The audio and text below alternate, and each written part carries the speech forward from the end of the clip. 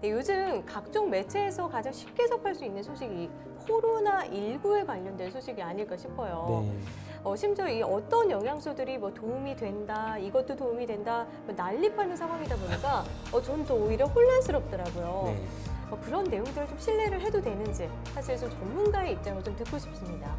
코로나19와 관련된 코로나19를 방어하기 위해서 필요한 네. 영양소들에 대한 그런 기사들 상당히 많이 나오고 있는데 네, 많죠. 이제 어떤 그 근거 있는 네, 논문을 근거로 하는 네, 그러한 결과들이 나온 거에 대한 기사는 우리가 뭐 믿을만 하겠지만 그렇죠. 예를 들면 어떤 영양소를 함유한 제품을 판매하기 위해서 이렇게 광고성 기사를 많이 내보내는 그쵸. 경우도 많아서 그런 네. 부분을 좀 주의하셨으면 좋겠습니다. 잘 판단하셨으면 좋겠어요. 근데 이제 그 기사화된 내용들 그리고 논문을 근거로 하는 부분들을 제가 이제 정리를 해봤더니 네, 뭐 지금까지 거의 한 100여 건에 가까운 기사들이 네, 그 매스컴을 통해서 정말 많아요. 많습니다. 그런데 이제 그 중에서 이제 가장 많이 그 언급된 영양소가요 비타민 네. D였어요. 아, 비타민 D가 한 40여 건 정도 됐습니다. 네, 나머지 네, 네. 영양소 이제 다양한 영양소들이 있었는데 그러한 영양소들에 대해서 잠깐 설명을 드리려고 합니다. 트럼프 대통령이 이제 코로나에 감염이 됐었죠. 그때 그쵸. 치료제로 사용했던 그런 뭐 약품과 영양소들이 다음과 같았습니다. 아연, 비타민 D, 멜라토닌과 같은 이러한 영양소들이 치료제로 사용이 됐습니다. 그러니까 미국 대통령을 치료하기 위해서 사용됐다는 것은 어느 정도 이제 효과가 검증됐다는 거겠죠, 네, 당연히. 그쵸. 네. 대통령 주치의가 이런 말을 했습니다. 아연, 비타민 D, 멜라토닌은 면역력을 높여주고 바이러스를 억제하는 효과가 있어서 코로나 환자들에게 지금까지 투여돼 왔다고 하니까 우리가 이제 평소에 이런 영양소를 섭취하시는 것이 좀 네. 도움이 될 수 있을 거라고 생각합니다. 네. 그리고 이제 아연 같은 경우에는 우리 식품의약품안전처에서 기능성 내용으로 다음과 같이 이제 인증을 해주고 있어요. 정상적인 면역 기능에 필요하다. 네, 네, 이 부분은 이제 뭐 우리 식약처에서 인증하는 그런 내용이기 때문에 우리가 믿을 만한 내용이라는 거죠. 네. 그리고 이제 코로나 치유에 도움이 된다라는 그런 연구 결과들도 네, 상당히 많이 발표가 되고 있습니다. 유럽에서 발표된 내용인데요. 네.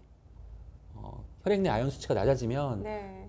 코로나 환자 사망 위험이 높아질 수 있고, 네. 아연 수치가 아연 수치를 높게 유지하는 것이 코로나를 예방하거나 또 치료하는 데 도움이 네. 된다라는 내용이에요. 그래서 이제 우리가 아연, 면역 미네랄이라고 불려지기도 하고 아연을 충분하게 섭취하시는 그러한 영양 관리가 도움이 될 것 같아요. 뭐 코로나19가 아니더라도 그 이전부터 이제 바이러스나 어떤 세균을 억제한다라는 그런 기능성들이 수많은 연구 논문을 통해서 검증된 네. 그러한 영양소이기 때문에 이러한 미네랄을 충분하게 잘 섭취하실 수 있도록 그렇게 관리하시는 것도 좀 필요할 것 같습니다. 그리고 이제 비타민 D 앞서 말씀드렸는데 비타민 네. D는 네, 우리 이제 물리적 장벽 강화 네. 그래서 이제 상피 조직을 기본으로 해서 이제 물리적으로 이제 외부에서 침입하는 물질을 막아주는 그런 역할을 할 수 있고 뭐 선천 면역 강화 그다음에 후천 면역 강화에도 도움이 되는 그래서 앞서 말씀드린 바와 같이 가장 많이 언급된 그런 영양소가 비타민 D였다라는 좀 말씀을 드리고 싶고요. 관련된 그런 또 기사가 있어서 소개를 해드리면 논문이 발표가 됐습니다. 네. 이제 코로나19 관련해서 이제 비타민 D가 부족하면 감염 위험성이 50% 이상 증가한다라는 그런 논문이었습니다. 네. 네. 그래서 이제 그러니까 호흡기 감염도 줄일 수 있다라는 내용이고 비타민 D를 충분하게 섭취하는 것이 중요하고 이제 보통 이제 유아동 같은 경우에도 하루에 1000 IU까지 네. 청소년 성인 같은 경우에는 뭐 3000 IU까지 섭취할 걸 권장하고 있어요. 그런데 이제 저 양이 어느 정도 되느냐면 성인 권장량이 400 IU다. 그러니까 성인 권장량보다 더 많은 훨씬 더 네, 많은. 네. 많은 그런 높은 농도의 그런 비타민 D를 섭취하는 것이 네, 혹은 주사를 맞으시던가 이렇게 네. 하는 것이 이제 감염 위험률을 낮출 수 있다라는 네. 네, 그런 그 논문들이 발표가 됐습니다. 비타민 C 같은 경우에는 이제 여러 가지 면역 기능 관련된 그런 기능성도 있지만 네. 기본적으로는 이제 호흡기 계통에 감염 억제 효과가 있는 것으로 네, 잘 알려져 있고요. 네, 그리고 네, 비타민 C와 면역 기능에 대해서는 이제 지금 보시는 바와 같이 제2회 비타민 C 국제 심포지엄에서 발표됐던 내용들을 제가 정리해서 보여드리는 겁니다.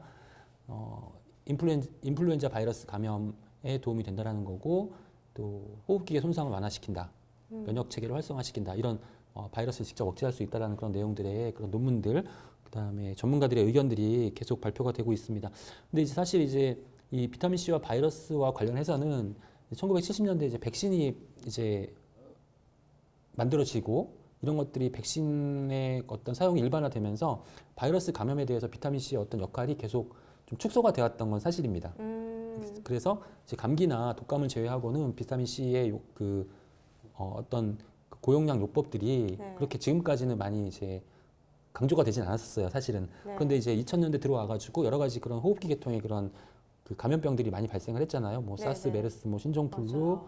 근데 이런 것들에 대해서 대응을 못했단 말이에요. 백신이 네, 네, 네. 만들어지지도 않았고 오랫동안 이제 그런 환자들이 많이 발생하고 사망자가 나오면서 뒤늦게 만들어지는 경우가 많았기 때문에 네. 지금 최근에 이제 이번에 코로나19 때문에 이제 비타민 C의 고용량 요법들과 같은 이 비타민 C의 항바이러스에 대한 가능성들이 새롭게 조명을 받고 있고 이러한 그 다양한 연구들이 지금 상당히 많이 활성화되고 있어요. 그래서 비타민 C의 새로운 가능성에 대한 어떤 미래에 대한 우리가 기대를 해볼 수 있지 않을까 이렇게 저는 개인적으로 그렇게 생각을 하고 네. 있습니다. 네. 네, 잠시 이제 쉬어가는 코너인데요. 네. 네, 제가 이제 그 자료를 모아 보다 보니까 또 재밌는 네, 거가 재밌는 내용이 있나요? 네. 있어서 네, 과연 미국의 의사들은 과연 네. 건강기능식품 섭취할까?